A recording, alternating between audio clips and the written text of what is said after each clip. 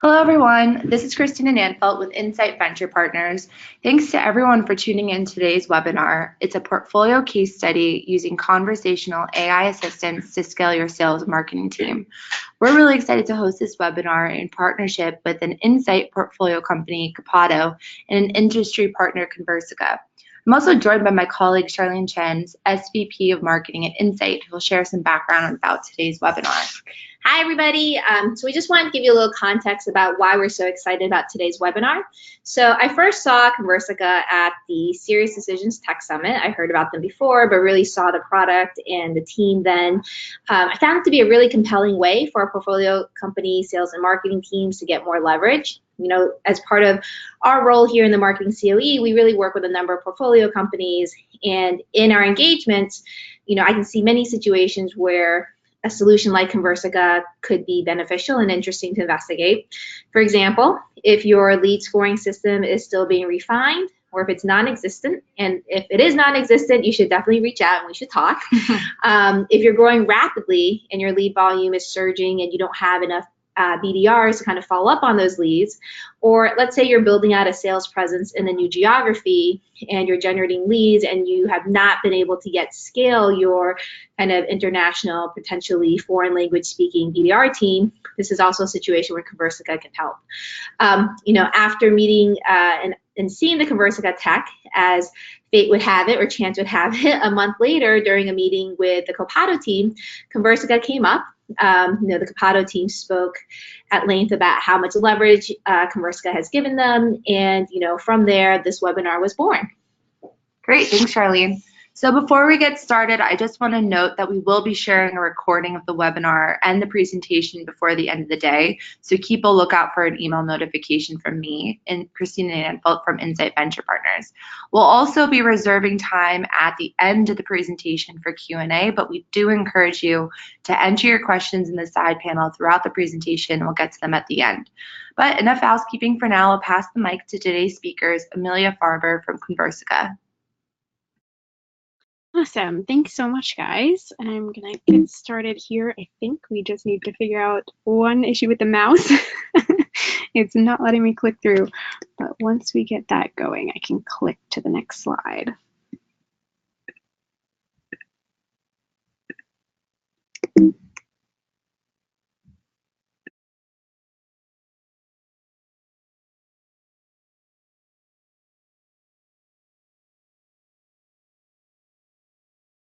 All right, I'll just get started until we figure out the mouse situation. So I am Amelia Farber. I'm the Director of Global Partnerships. I'm actually going to ask this on here. Can somebody switch the mouse to me as well, because it's not working from this side?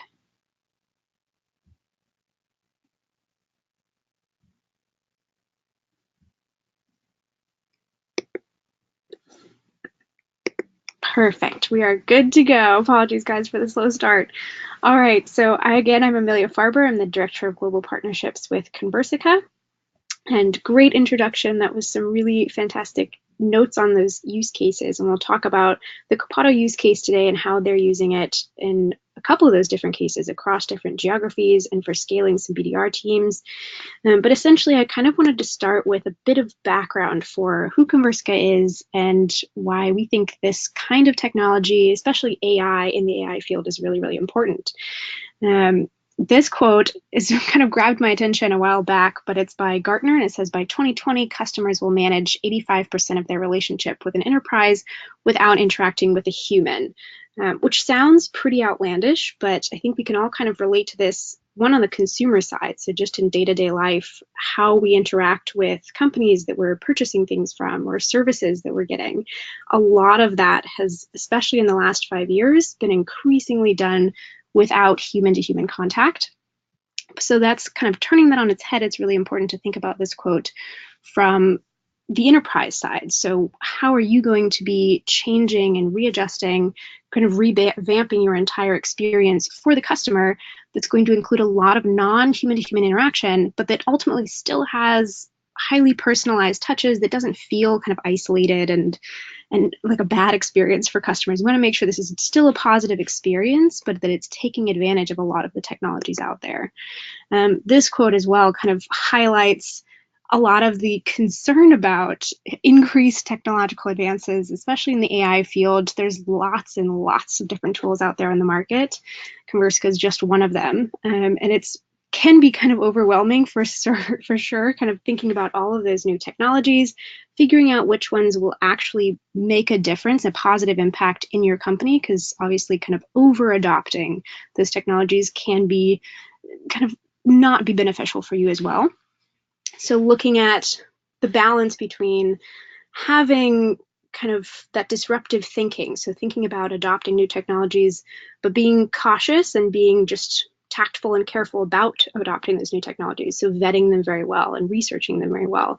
And Copado has done a fantastic job as that in that field especially. So kind of looking at this technology, really figuring out exactly how it can help them and applying it in really specific ways instead of just mass applying it across the whole company first.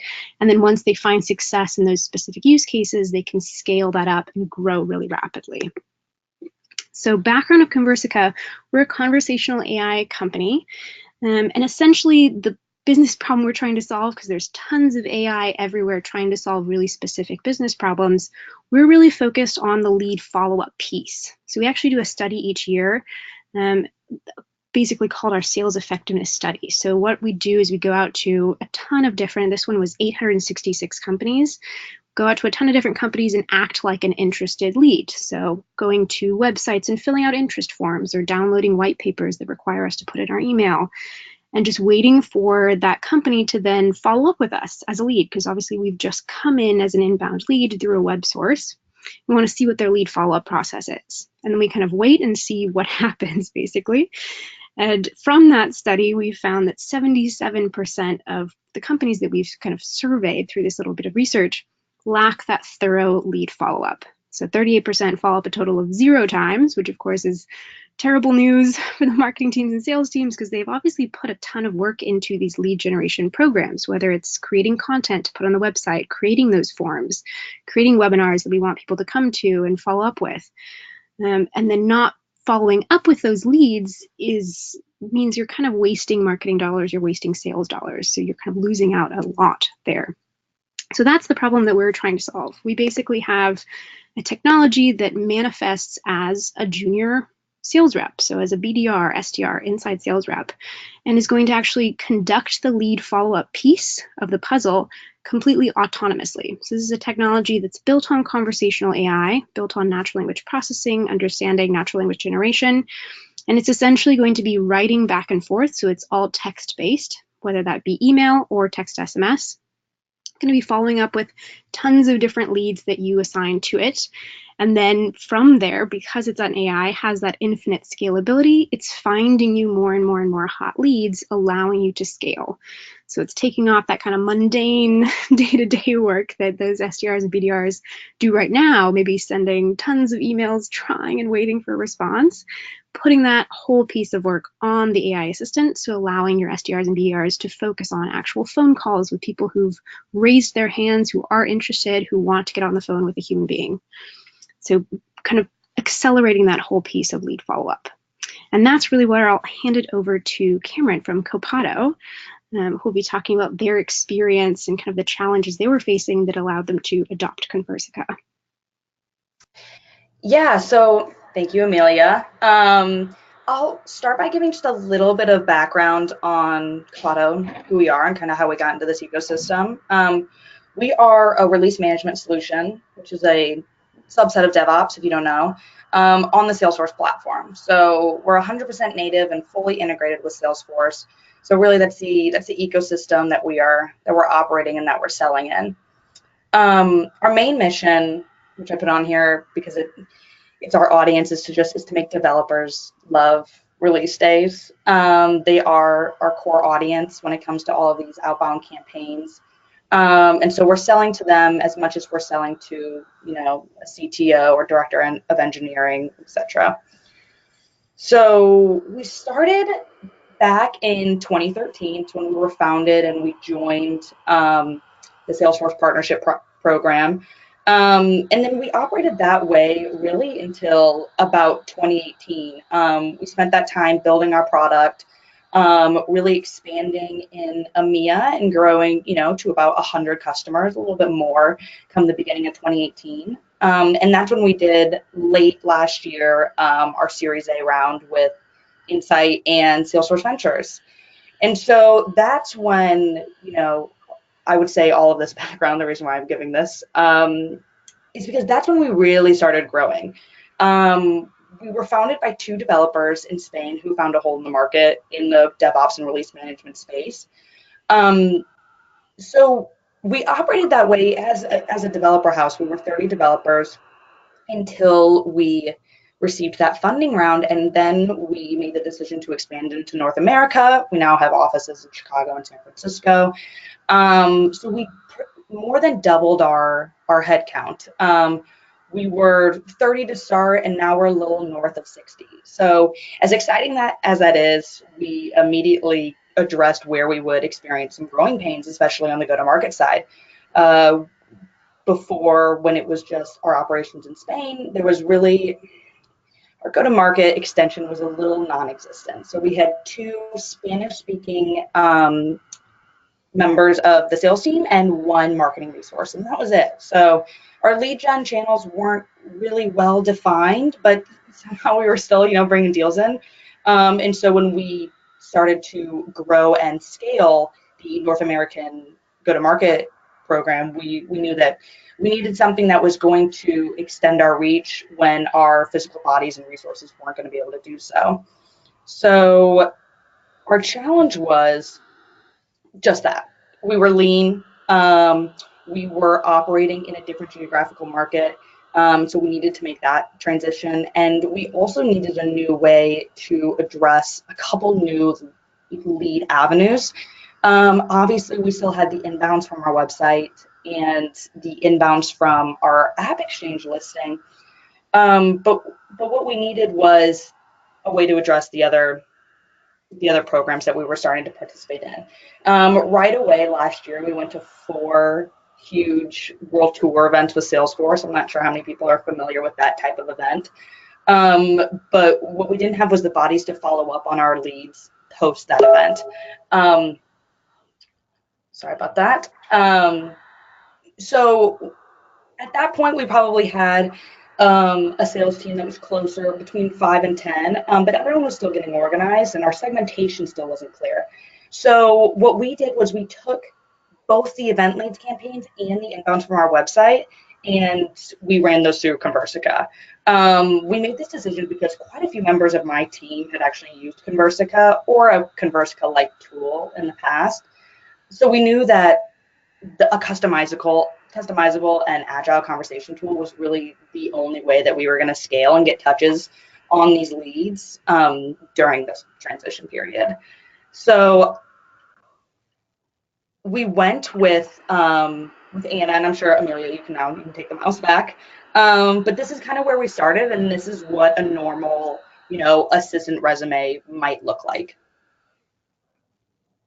Perfect. Yeah. And I love having this kind of resume because it really kind of positions it in the sense that you're actually hiring a digital person onto your team. So in this case, they named the AI assistant specific for their company. So you guys started in Spain, so Ana Castillo is a perfect name to start there. You can name it really whatever you want. But essentially, all of the AI assistants are part of a core AI that Conversica has built. So it's the assistant that you're hiring onto your team already has this huge background behind them. The AI has actually been live now for about 10 years, and so it's had 10 years of experience, per se, as being an AI. So you have that intelligence that's built up over the years. And essentially, kind of what that looks like, I'll go into a little bit of the background on the technology side, and I'm not a tech person, so this will be pretty high level. It won't go into too much depth. But essentially, the AI assistant is built on these 4 core pieces. That first, of course, is natural language processing. So any conversational AI tool out there is going to rely really heavily on natural language processing, whether that be a chatbot, whether that be Conversica. So essentially, that would look like being able to understand lots of different types of text coming in. So chatbots might have really simple natural language processing. Conversica relies much heavier on this really high level natural language processing. So our AI is really able to and has to be able to understand all sorts of different messages that it gets in. It's now processed over, I think, 400 million messages in and out of the platform. And essentially, as that person, that digital person on your team, they have to be able to understand whatever type of misspellings or crazy paragraphs they get in those emails or texts back from your contacts who are emailing back and forth with them. So that really has to be really high level. The second piece for Conversica, which is pretty unique as a conversational AI tool, is an inference engine, which actually allows the assistant to be autonomous. And I know we'll go a bit more into this in the next couple of slides, but it basically means that Ana Castillo, or whoever your AI assistant is, once you hand them a lead list, whether that be in Salesforce or any integration that you're using, they're autonomously going to follow up with all of those people, dynamically generating messages and having conversations with them without you having to tell them what to do at every step of the way. So the inference engine actually allows the AI to get a message back, read it, and then say, okay, I understand this from this message. I'm now going to send this message back. I'm going to mark this as a hot lead. It's making decisions on its own, so you don't have to go in and monitor it every step of the way. And the third piece is really, really key, because this is the one that basically distinguishes this from a robot, of talking to a robot and being able to tell it's a robot. We have to make sure that our natural language generation within Conversica and the AI assistant is 100%. So it looks like a human being, it writes like a human being, and we'll see some examples of those emails that the AI is writing. So it really, really looks natural. It flows very well. You can't pick out the fact that you're talking to an AI assistant and not to an actual human being, just to keep those conversations flowing really smoothly and pick up those hot leads for you. And of course, the fourth piece, always key for any AI technology out there, has to have human intelligence behind the technology. That just goes without saying. So to build the technology, you have to have that, but also to keep training it. So it's just like a member of your team. So if you hire a new member onto your team, they're going to go through some training and they're going to keep being trained. You'll always be learning on the job. Same with this AI assistant. So we actually have a help desk with our engineers here in California and Washington. Everything will be kicked back to them if the AI gets back a crazy weird message from somebody. Maybe they say, thanks, Anna, for reaching out to us, but my dog passed away last week and it's been a really tough time, and blah, blah, blah, blah. 5 paragraphs later, Ana Castillo, the AI assistant, has no idea what this person is trying to tell them or if they're interested or not. So she might raise her hand internally, be trained by our engineers of what to pick out from that message, then go back into the cycle and be able to write messages back, understand what that person is saying. So human intelligence is really, really key there. Quick example of what this actually looks like. So the technology, of course, behind it, but this is what it actually looks like. And we'll show you some real-time examples from some screenshots from Copado as well. But essentially, it always starts with a super simple message. So this is not a marketing email. It's not a mass email blast. It's simply a quick note that this AI assistant is going to be sending out to all of your contacts, simply introducing themselves, following up, maybe post-event, or if they filled out an interest form on the website, and always asking a question. So in this case, she's asking, would you like me to set up a call to learn more? Thanks, Nicole, or thanks, Anna, whoever it may be. This person emails back immediately. It might take quite a few emails to get a hold of this person, so the AI can be very, very persistent. Maybe has to email 10 or 12 times to actually get somebody to respond back. But once they get a response back, then they're good to go. So this person says, Nicole, I'm just trying the software. I do have some questions, could talk to someone. Awesome. So now Nicole is the AI assistant, says, okay, great, this person is interested. I'm going to move forward in this conversation. She moves forward, says, hey, is this phone number the best number to reach you on during the day? Sometimes you'll have a phone number for this person already in the database. Sometimes you won't. So she's going to actually just check for you to make absolutely sure that that is the right phone number, it's totally correct, or grab a phone number for you. So a human rep can then get on the phone with them, says, oh, no, I'm working from home. Have them call me at this number. Awesome. And at this point, the AI assistant is actually going to email internally to the sales rep who's assigned to this account, based on how you have that set up. She's going to say, hey, just got this response from this lead. It's totally in your court now. You can jump on the phone, give this person a call, which is awesome, but we don't want to stop there, because that's generally the problem we're trying to solve is, one, we want to scale and help you guys scale to larger BDR and AE teams, but we also want to make sure that leads don't fall through the cracks. So one, it's very, very persistent. This is one long email chain. The AI is never forgetting to follow up or dropping this lead. But we also want to make sure that once it's been handed to the live human sales rep, we want to make sure that it doesn't fall through the cracks there either. So she actually follows up a final time, says, hey, just wanted to follow up again and make sure that you got all the information that you needed. Did you connect with him? And most of the time, they'll have this sort of answer, hey, we're set for a meeting, or yep, thanks, we're good to go. If for any reason they say, no, he never gave me a call, then the AI has just kind of caught this for you. It acts as a safety net below your leads to make sure nothing falls through the cracks. So you can keep getting those hot leads moving forward. Whoops, I think we went forward a little bit too fast. There we go. So I'll hand it back to Copado, kind of explaining how they first implemented Conversica and the types of conversations that they actually have running with Anna Castillo, their AI assistant. Yeah, so I'll explain kind of where we started, which I've touched on a little bit, but we were just operating. So Amelia, I don't know if you want to mute yourself, it's a little loud. But Anna, we were only operating in EMEA really for the most part, so that's where a lot of our deals were coming from. So we started with a Spanish-speaking assistant, which served us for the time being, and it was a great place to start because that's, you know, obviously where our salespeople were and what they were comfortable with. So we catered our messaging towards that audience.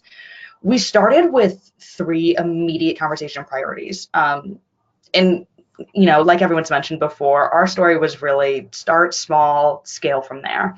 So we knew that we wanted to tackle the inbound web lead conversations, as I discussed, and the trade show leads, so that post-event follow-up. But also, we knew that we were going through this transition where we were going to be moving our sales operations from Madrid to North America, and we were scaling up in terms of just bodies. And so we wanted to go into our CRM, into Salesforce, and find those old leads that we hadn't engaged in more than 6 months. And also all the opportunities that we had lost in North America, all the lost deals, you know, why did we lose them and how can we get touches on them as we scale up our sales team? So when our new reps come in the door, they have these lost opportunities that they can act on, and they can immediately start those conversations. So that was really huge for us. We saw a lot of traction with the old leads and the re-engagement campaigns. And so a tool like this allowed us to work a couple different conversation styles at the same time, and also was a great opportunity for our new reps to immerse themselves in the conversations that, you know, our buyers and our audience wanted to have. Awesome. And I'll jump in there to say, these are just a couple of examples, and these are some really good examples of how to use specific buckets of leads. So those inbound web leads, those trade show leads, those re-engaging those old leads that you have in a database or in your CRM are some really good examples of which leads to actually hand to your AI assistant. And this kind of gets into the nitty-gritty of what that kind of distinction could be. So a lot of leads might be great to just keep sending straight to your human sales team. So if you have a bunch of leads come in, like a customer quote, they're ready to buy, they're totally ready. They don't need to be kind of catered through this pre-sales cycle. They're totally ready to enter the sales cycle. Maybe engaging with active opportunities, of course, you should send those to your actual human sales reps. But anything down here, excuse me, I'll go up here. Anything down here in this section for the AI assistant is great to put there, simply because the AI assistant is going to do a lot of that persistent touch points, making sure that these people are getting engaged eventually. It might take months, it might take weeks to actually have them respond to and get into a conversation, but especially for like those inbound web leads, so engaging those digital leads, really, really key. A great thing to put on your AI assistant instead of having your human sales reps spend hours and hours a day on email when they could be focusing on other things, especially when you're growing and scaling a company and kind of going through this transition point. And these are actually some quick examples. I'll hand it back to Cameron to talk about the actual conversations you're having. Yeah, and so I'm glad that you went through the conversation structure a bit. So this is one example of a conversation that we've had, and this is just kind of this is a general inbound web lead to just request more information. It came to our website, and they were asking about our integration specifically. What you don't see here is an immediate follow-up from Anna setting a time for Will to speak with one of our reps. And like Amelia mentioned, where we find the most return on this is when we have that initial conversation. Obviously our reps can view this and see what the conversation is with the assistant. So they can jump in there and call them immediately, or it can go through Anna and the meeting can get set. But then, yes, after having that conversation, that follow-up is huge, because as we were scaling, what we found is that we were having these initial conversations through the assistant, and then the rep would see it, set it, and a few of these would fall through the cracks. So especially with the inbound, just general information leads. So that was huge for us to have this. And I think there's one more conversation example. Let's see. And then this is another one where we did that post-event follow-up communication. So this is our Salesforce World Tour New York campaign. This is someone who came by our booth. I think we scanned their badge. So they had a conversation with one of our sales reps. So we reached out to them and said, hey, I saw that you attended the World Tour New York. Do you want to receive more information? Can we set up a call with our assistant? And we've found a lot of return on these campaigns as well, just because it's not cold outbound. They've been to the event, they saw us there, they most likely met with one of our reps.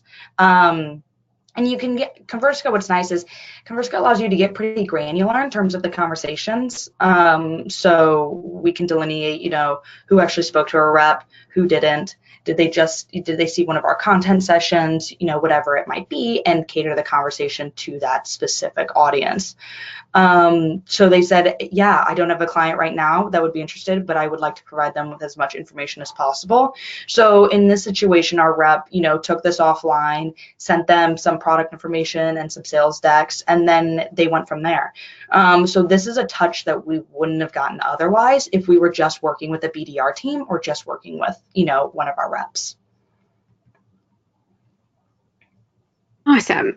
And kind of jumping off of that, so it's a kind of great segue into this of kind of where Conversica fits in kind of this lead funnel, if you're still using the lead funnel.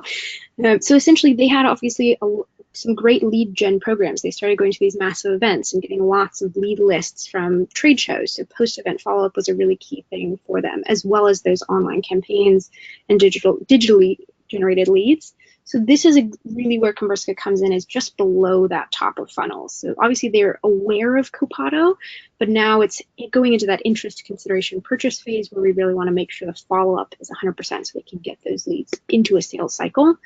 So essentially what that looks like is a couple of these fit the bill. So these are just different skills, different types of conversations that the AI assistant can do. So you can do kind of those more towards the top of funnel conversations, maybe generating new interest, maybe pre-event outreach, but then looking at these conversations at the bottom, so activate those unresponsive demands, getting into that kind of third use case that Copado is looking at for kind of re-engaging those older leads in the CRM, reactivating those dormant demands. Very different types of conversations that the AI assistant can do for you, but that work really well for different companies, depending on where you are in the stage of growth, but also where your leads come from, and how old your leads are, and how many leads you have. So lots of different options in terms of where you start using Conversica. I'll hand it back to Cameron to talk a bit more about the success they've seen specifically with their AI assistant. Yeah, so this is kind of our war board. This is our Conversica, lead gen Bible right here. And this is something that obviously us on marketing and sales, and leadership, we're checking all the time. So here, obviously, as you can see, we have the amount of individual leads that have been messaged, the total number sent across the board, across all campaigns. But most importantly here, you can see the amount of pipeline that's been generated from these campaigns specifically, and the individual number of opportunities created in Salesforce. So this is something that we are constantly coming back to, especially, given the campaign tier, the campaigns within this tier that we're running through Conversica. So when it comes to evaluating the the effectiveness of our campaigns and the number of hot leads that are coming through, this is huge for us. And so really, again, like who's checking this and who's going off of these metrics and who gets the most value out of Conversica or Conversica type tool is obviously the reps. It makes it easier for them to get touches on a wider, on a wider volume. And then marketing for us, it allows us to craft our campaigns and to scale up those lead gen initiatives. But more than anything else is what we've seen is with our executive team, this has kind of become a little bit of a research portal for them. So our CEO, who's used Conversica in the past and a couple different, similar tools, went ahead probably 6 weeks into us getting this tool and downloaded all of the responses that have all the conversations that have come through Conversica. So it was a spreadsheet of, I want to say, 1,200 conversations at the time. And he went through every single one and he tagged them based on, was this a product conversation? Was this a disgruntled customer who came through our lead form and wanted to speak to our customer success team? Was it just a high level general, hey, I want to get more information, I want to get a demo type communication? He tagged them and then he shared those with our head of sales and our head of product. So at the time, we were still crafting who our ideal buyer was and who that target buyer was within these organizations. And it was a conversation that we only had so much data on. And so our head of sales found it invaluable to go through Copado and say, what type of title is engaging with us the most? Is it the individual contributor? Is it the developer or the Salesforce admin? Or is it the CTO? Is it the head of engineering that's getting back to us? So that was huge. And then also from a product side, a lot of people would, really try to test the assistant and write novels about the product and what they wanted to see. And hey, what's on the roadmap this year? Or asking questions like, I know that you have this integration, but do you have, X, Y, and Z integrations? And so from that point of view, it was good to see kind of where our audience's heads were at and what they wanted to see out of the product. So all in all, I mean, I don't know if he's done that again recently, but it is something that we discuss doing every, maybe once a quarter, is collecting all of the data from Conversica and really studying what those conversations look like and really how they've evolved. So moving forward, as long as we're not, we might be using this as a research tool as well, but right now we've got 18 campaigns that we're working over 6 Conversica conversations. So those skills that Amelia talked about. And again, those fall in the buckets of re-engagement campaigns, inbound leads, the learning more campaigns, and then also the granular event follow-up campaigns. So we're hoping to expand that even more and to develop within those 6 Conversica skills to run as many different campaigns with it as possible. Right now we have 11 sales reps, both in EMEA and North America. But by the end of the year, we're going to be pretty much doubling that. So in doing that, we obviously, it's nice to have this central hub to report on our lead gen flow and also just to, to keep the volume up and to get keep their touches up on this new geography and this new audience. So we're excited to scale, and we couldn't really imagine scaling without a tool like this. Awesome. That was a great ending there, and I'm excited to kind of keep in touch with you guys this year to see how that growth keeps moving forward. That'll be really, really exciting to see. Yeah, definitely. Yeah, absolutely, especially with those different conversation types. So that's really, really neat. I kind of want to tie it back together. This was just awesome for me as well, especially from the Conversica side, to hear how you're using it, because obviously there's very different ways of using Conversica. There's tons of different types of conversations. Lots of different types of companies can use Conversica. So these are just a couple quick examples in terms of cross-industry, cross-vertical, also different sizes of companies, so maybe at different stages. Copado is at the stage of massive growth this year and using it to help them scale, but also as this research tool, which is a really incredible use of Conversica and really interesting, of downloading those conversations and trawling through them for lots of pieces of data they can use to build their ICP and all sorts of things like that. But just kind of wanted to widen the net, kind of how this can be applied to different types of clients. We're happy to share different types of case studies if that's of interest to you guys in the audience. And then just kind of quick recapping of what the AI assistant is. So kind of looking especially at how this AI assistant is able to engage with a lot of your contacts by using that really personal touch. So it's obviously very unique messages across the board. It's not a copy and paste. It's not a mass email.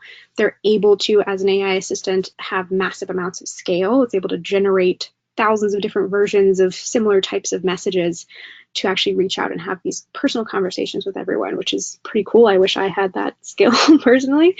I definitely copy and paste if I'm doing a lot of emails. But then it also has these other skills that we kind of mentioned, especially with the Copado case. They're using both Spanish and English because they started out in Spain and now they're moving into this new market for them with their new offices in Chicago, San Francisco. So they're using two facets of Conversica. There's a bunch of different, or a handful of different languages active right now, but using two of those, which is really incredible, to make sure they're covering their leads in two very different geographies through lots of different conversations, which is really exciting. And I think one last thing, and we wanted to mention it, we do have a kind of a deal for Insight Venture Partners portfolio companies. So if you guys are interested, if you are a portfolio company, we do have a 15% discount for anybody who comes in who's interested in kind of learning more about Conversica and seeing if it would be a good fit for their sales team, their marketing team. So definitely let us know, or come to Charlene or Christina and let them know if you're interested. And I think we are opening it back up for questions if you guys have any.